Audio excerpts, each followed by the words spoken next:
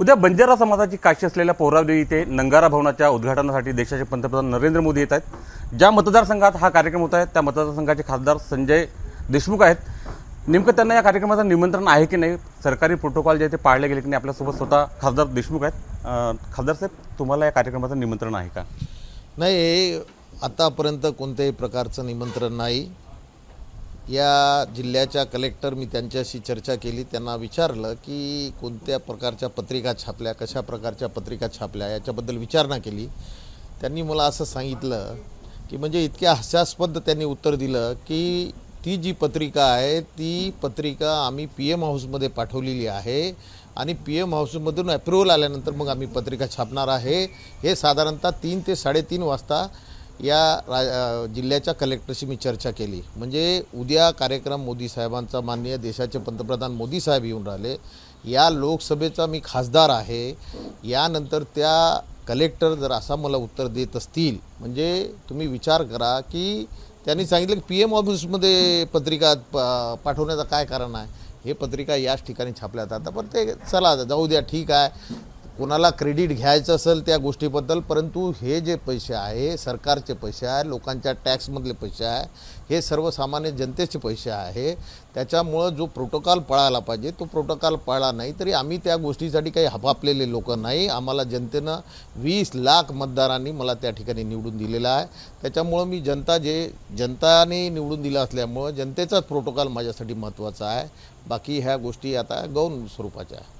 तुम्हाला ज्या लोकांनी निवडून दिलं त्या सर्व लोकांचा हा अपमान आहे असं वाटतं का तुम्हाला? नाही, आता मला ज्या लोकांनी निवडून दिलं किंवा ज्या पद्धतीचा हा जो कारभार चालू आहे, जे काही हुकुमशाही वृत्तीचं चालू आहे, याच्या पहिले सुद्धा इतके अनेक वर्ष काँग्रेस सत्तेमध्ये होती, काँग्रेसच्या लोकांनी सुद्धा अनेक मोठमोठे कार्यक्रम घेतले, परंतु असं त्यांनी कधी प्रोटोकॉल न पाळता असा कार्यक्रम घेतला नाही। मी सुद्धा 2 वेळा अपक्ष आमदार होतो, राज्यमंत्री होतो, आमचे विरोधक लोक होते, परंतु प्रोटोकॉल पाळल्या गेला पाहिजे अशी या देशाची संस्कृती आहे, या देशाचे संस्कार आहे आणि काही मान सन्मान आदर सत्कार आपण सर्वांशी पाळतो। कधी आम्ही हे भेदभाव करण्याचा प्रयत्न केला नाही, परंतु आज ज्या पद्धतीचं राजकारण चालू आहे अतिशय गलिच्छ राजकारण आहे आणि देशाच्या लोकांच्या टॅक्सचा पैशाचा उपयोग या ठिकाणी होत आहे, हे दुर्दैवाची गोष्ट आहे आणि त्याच्यातही स्वतःचं मोठेपण कसं दाखवायचं असा लोकांचा काही प्रयत्न राहिलेला आहे। माझं मोदी साहेबांना एवढंच आव्हान आहे की उद्या तुम्ही त्या ठिकाणी येऊन राहिले, ज्या बंजारा समाज या ठिकाणी कापसाचा पेरा करते त्या कापसाच्या भावाबद्दल तुम्ही बोलणार आहे का? आमच्या शेतकरी बांधवाच्या सोयाबीनच्या संदर्भात तुम्ही बोलणार आहे का? हे अतिशय महत्त्वाचे प्रश्न आमच्या शेतकरी बांधवाच्या, सर्व जाती धर्माच्या लोकांच्या आहे। देशाचे पंतप्रधान आल्यानंतर आमची अपेक्षा आहे की या ठिकाणी शेतकऱ्याच्या मालाला भाव मिळाला पाहिजे, ही सर्वसामान्य जनतेची त्या ठिकाणी इच्छा आहे। परंतु उद्या काय होते, 21 मागण्या आमच्या बंजारा समाजाच्या लोकांनी केल्या होत्या, 21 मागण्यातली एकही मागणी आजपर्यंत पूर्ण झाली नाही की जे लोकांच्या हिताची मागणी होती। असे अनेक प्रश्न आहे, परंतु ते आता त्याच्या बाबतीत आपण खोलात जाणार नाही। परंतु अशा प्रकारचं चित्र आज तरी आहे, अजून तरी मला तशा प्रकारचं काही निमंत्रण त्या ठिकाणी कोणताही अथॉराइज मनुष्य येऊन त्या ठिकाणी माझ्याजवळ आलेला नाही। निमंत्रण आलं तर जाणार का?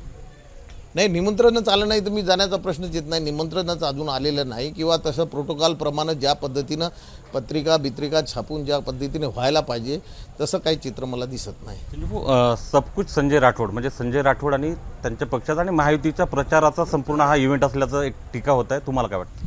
प्रचंड खर्च चालू आहे, हा इव्हेंट आहे, हा काही लोकांच्या समाजासाठी सेवेसाठी हा नाही, हा इव्हेंट आयोजित केलेला आहे। 14.5-15 कोटी रुपयाचा त्या ठिकाणी मंडपाचा खर्च आहे, असे अनेक खर्च आहे, त्याच्या तपशिलात आपण नंतर जाणारच आहो। 2000 गाड्या तिथं त्या ठिकाणी केलेल्या आहे, हे सर्व आम्ही सर्व लोक डोळ्यांनी पाहून राहिलेलो आहो आणि असं या प्रकारचं चित्र आहे।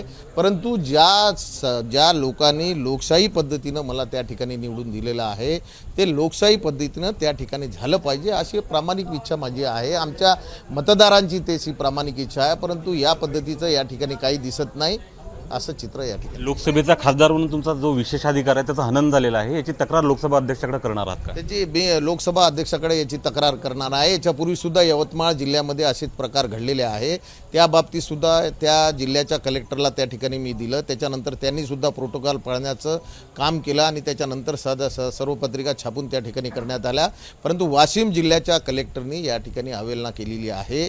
त्यांनी ज्या पद्धतीनं मला उत्तर दिलेलं आहे की त्यांनी सांगितलं की पत्रिका ही प्रोटोकॉल प्रमाणे छापलेल्या आहे, परंतु ती पत्रिका ॲथॉराईज करायसाठी PM हाऊसमध्ये पाठवलेली आहे. हे काही उत्तर त्यांचं संयुक्तिक नव्हतं, हे हास्यास्पद उत्तर त्यांचं होतं. संजय राठोडांना संजय देशमुखांच्या नावाची ॲलर्जी आहे का? होय, आता हे दिसूनच राहिलेलं आहे. ते आता जनतेलाही समजलेलं आहे, सर्व लोकांना समजलेलं आहे.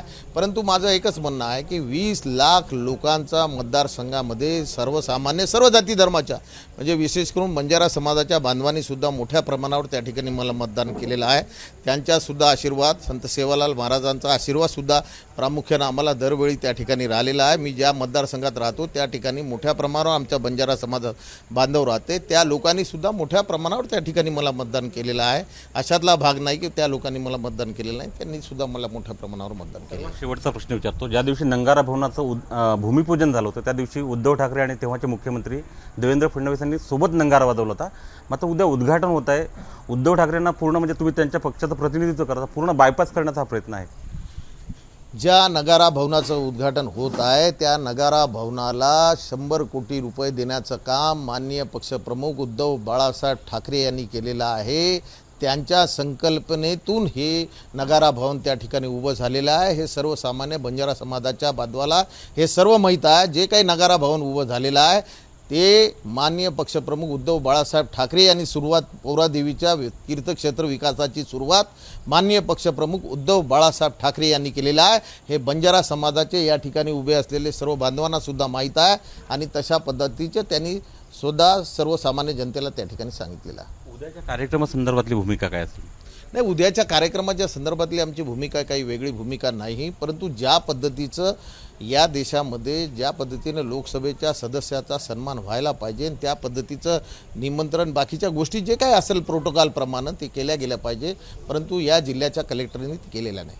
हा कार्यक्रम म्हणजे सबकुछ संजय राठोड आणि महायुती असल्याचा आरोप जो आहे खासदार संजय देशमुख यांनी केला. मात्र हे सर्व होत असताना आपल्या विशेषाधिकाऱ्याचं हनन जे आहे या कार्यक्रमाच्या माध्यमातून काही आयोजकांनी केल्याचा गंभीर आरोप त्यांनी केलेला आहे. माझे सहकारी डॉक्टर संजय महाजनसह शांताराम तायडेसह उमेश अरुणे, ABP माझा, कारंजा, वाशिम. ABP माझा, उघडा डोळे बघा नीट.